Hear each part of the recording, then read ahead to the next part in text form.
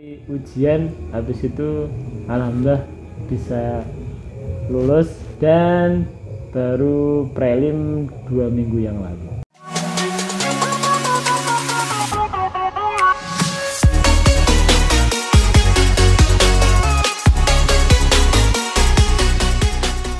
Assalamualaikum warahmatullahi wabarakatuh. Selamat datang kembali di Dava Record, tempatnya berbagi informasi. Nah, gimana kabarnya teman-teman? Semoga senantiasa sehat selalu dan dalam lindungan Allah SWT. Nah, spesial pada video kali ini akan berbagi, mungkin videonya ini masih pertama kali ya ngajak atau bahasanya podcast ya. Kita cerita-cerita tentang perjalanan saudara saya ini proses ke Korea. Jadi ujian itu sampai berapa ya?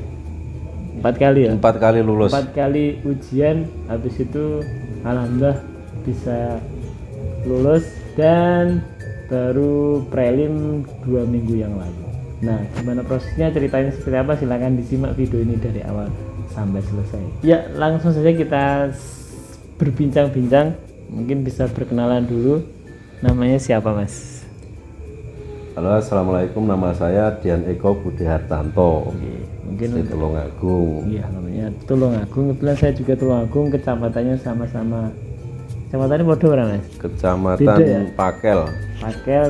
Kalau saya sendiri kecamatannya masih Bandung ya.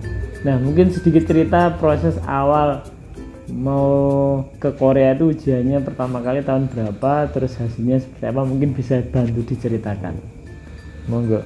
Bisa cerita-cerita mungkin buat motivasi teman-teman yang mungkin saat ini lagi proses belajar, mungkin yang masih mau ujian di tahun 2024 ini, atau mungkin masih punya angan-angan proses kesana seperti apa, mungkin bisa cerita sedikit-sedikit perjalanannya seperti apa. Monggo Mas Dian.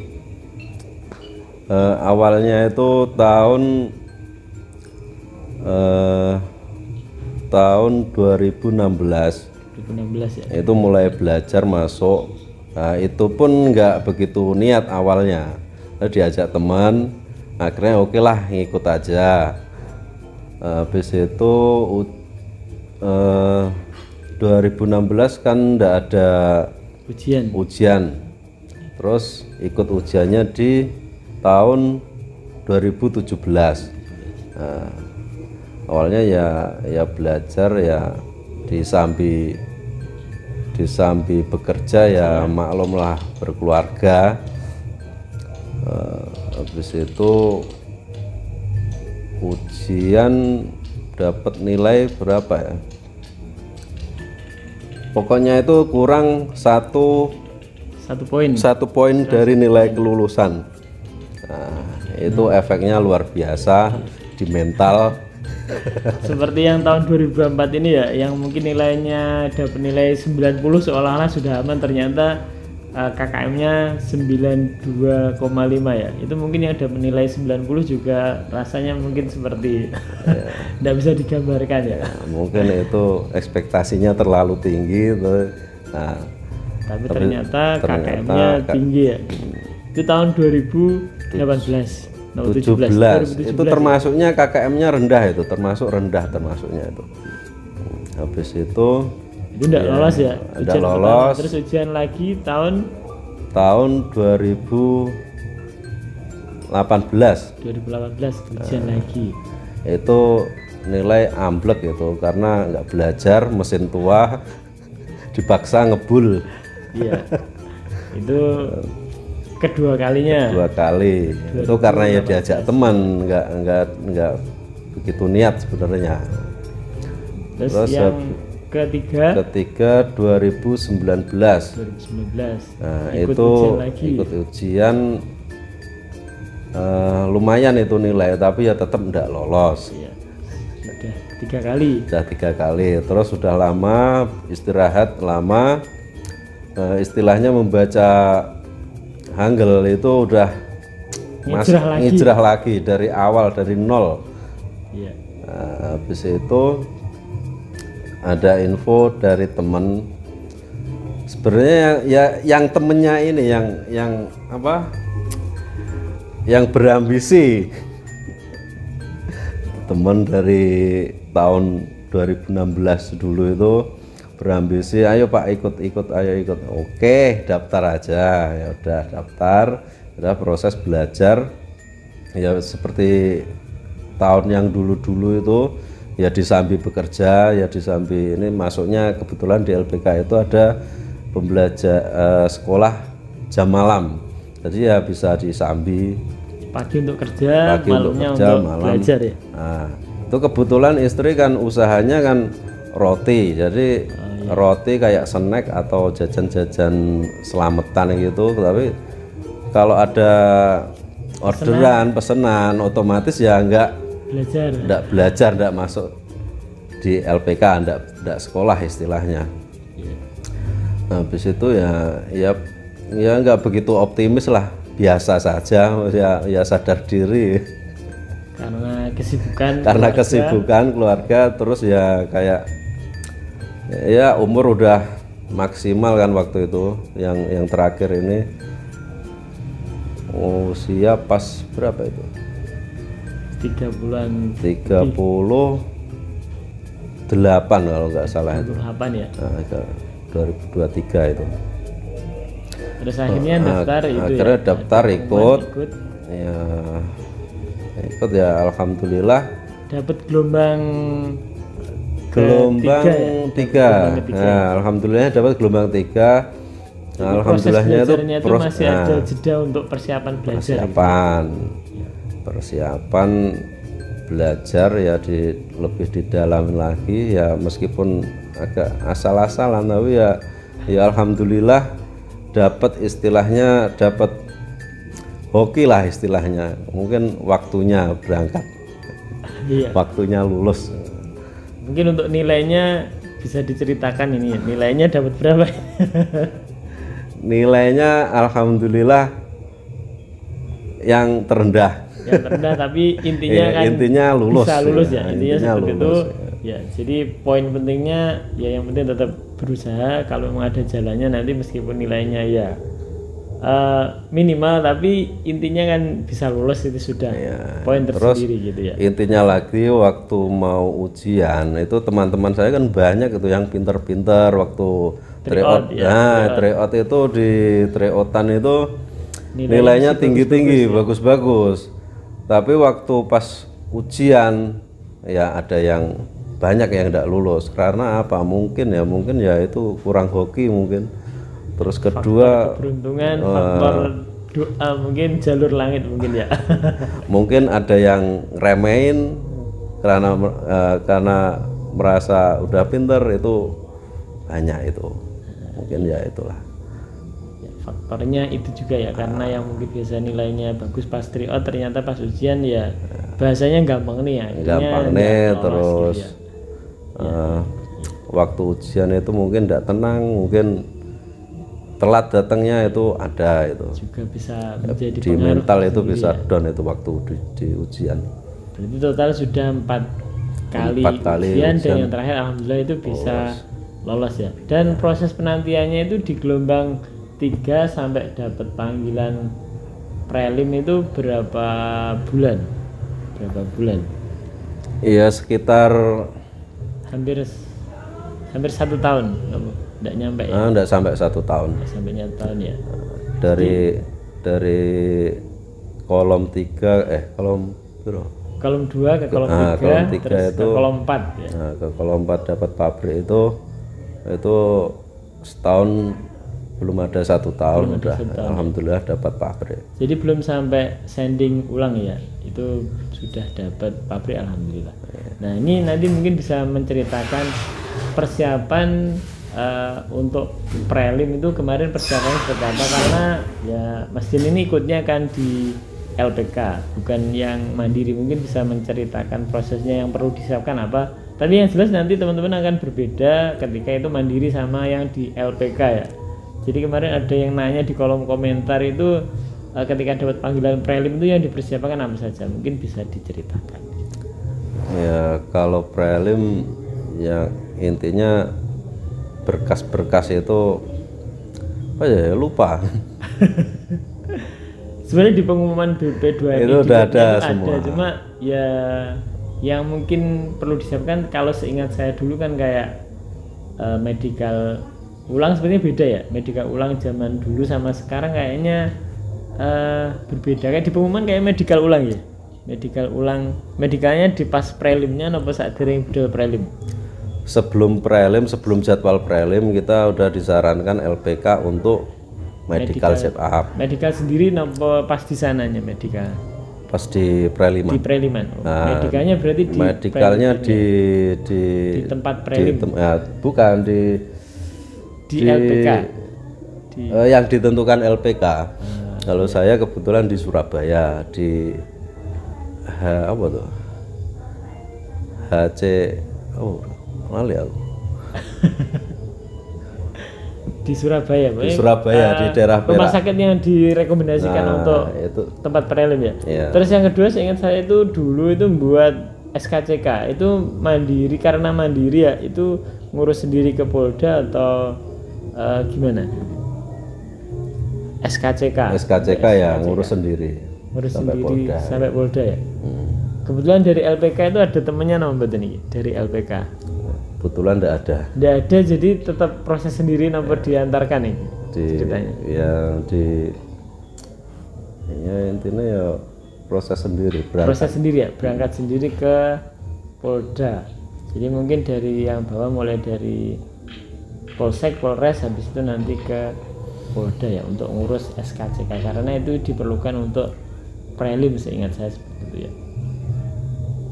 Terus kemudian kegiatannya atau mungkin biaya mungkin bisa disebutkan sama Mboten ya, karena sifatnya di LPK saya juga tidak tahu ya. Kalau zaman saya dulu kan memang ada yang harus diberikan berapa gitu, cuma nanti untuk pas proses di prelimnya tinggal dibagi-bagikan gitu, cuma nilainya berapa saya juga kurang tahu.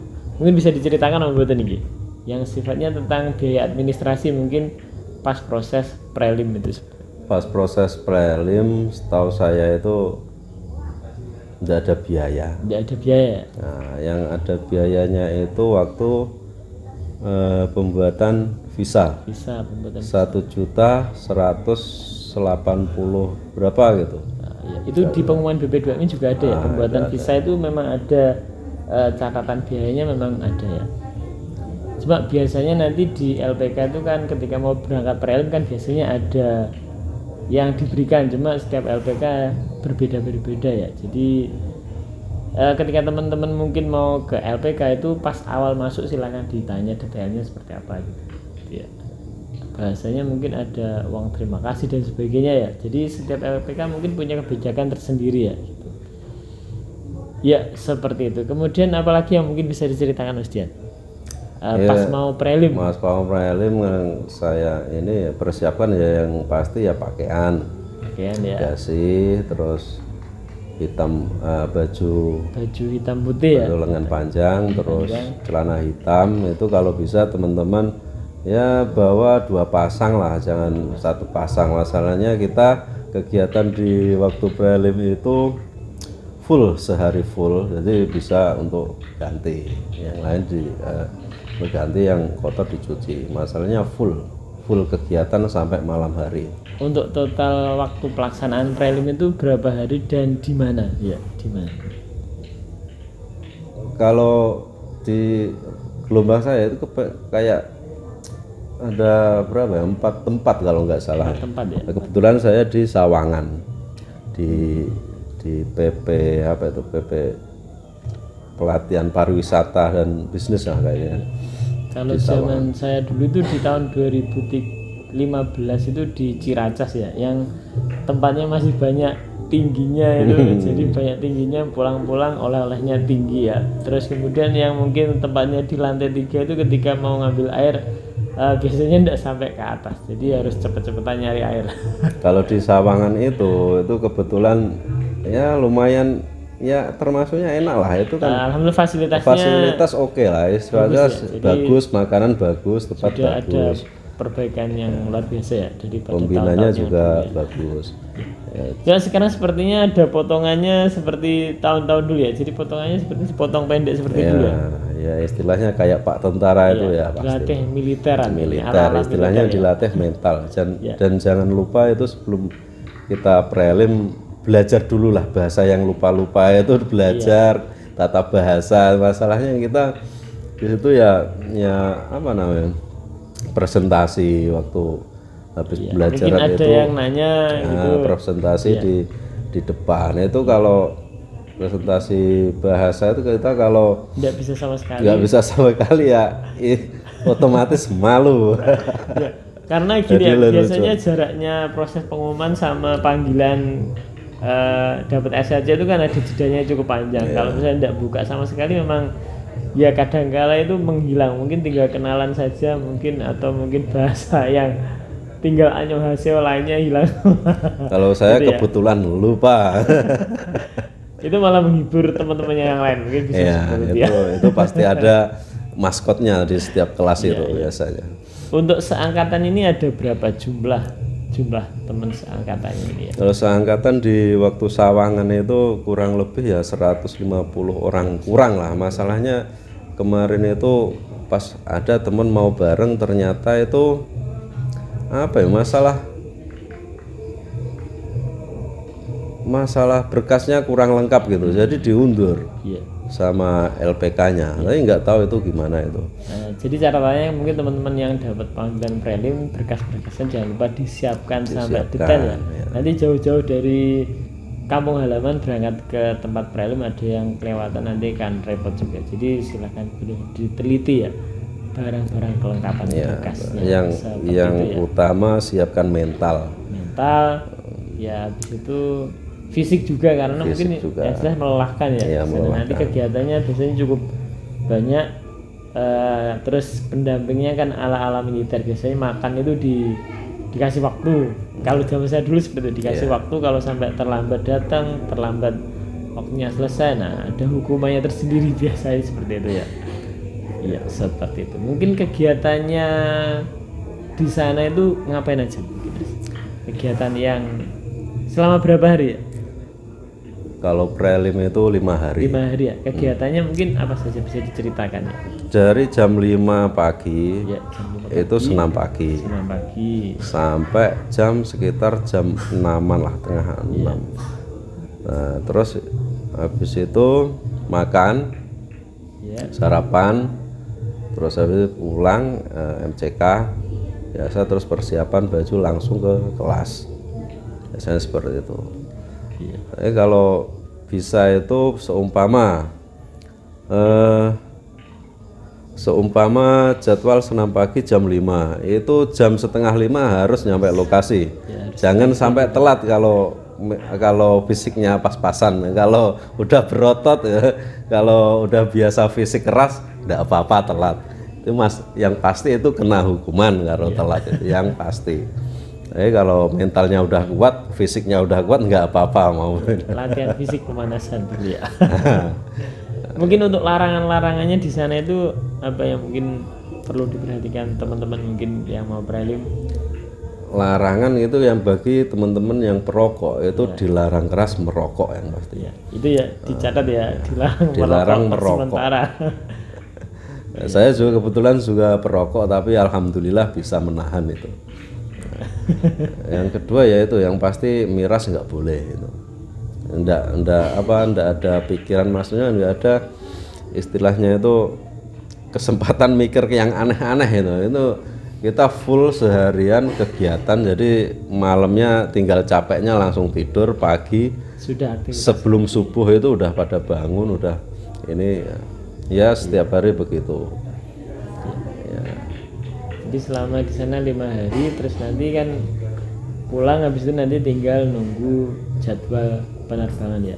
Mungkin nanti kalau ada potongan video kegiatan di sana mungkin bisa coba dibagikan ke teman-teman di sini ya. Nah, mungkin itu saja untuk video pada kesempatan kali ini. Semoga ada manfaatnya, sharing perjalanan mulai dari ikut ujian 4 kali dan akhirnya bisa lulus dan dapat SLC, meskipun kemarin di gelombang ketiga ya, yang ujian di 2023. Nah, jadi buat teman-teman yang lain tetap semangat, tetap berdoa ya. Semoga nanti yang belum dapat SLC di bulan November nanti ada SLC masa ya. Semoga aja nanti dapat SLC di bulan depan itu ya. Satu lagi, jangan lupa ini teman-teman yang umurnya seusia saya yang hampir 40 bahkan ada yang 40 barengan saya itu. Oh ada ya yang hampir Pak Kadio gitu, Aboji teman-teman manggilnya Aboji. Iya iya.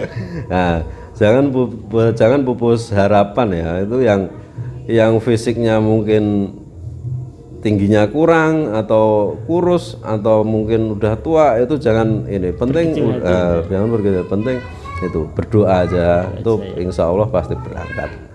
Ya, intinya yakin, tetap berdoa aja. Kalau memang rezekinya nanti bisa di sana, insya Allah ada jalannya. Gitu satu lagi jaga kesehatan. Ya. Nah, itu. Oke. Ya mungkin saja untuk video bincang-bincang perjalanan menuju ke Korea. Semoga teman-teman yang sedang menanti tetap bersabar dan diimbangi dengan doa, semoga nanti diberikan jalan bisa berangkat ke Korea. Ada kurang lebihnya untuk hari ini, saya mohon maaf. Semoga manfaatnya. Sampai jumpa di video berikutnya. Saya akhiri, wassalamualaikum warahmatullahi wabarakatuh. Waalaikumsalam.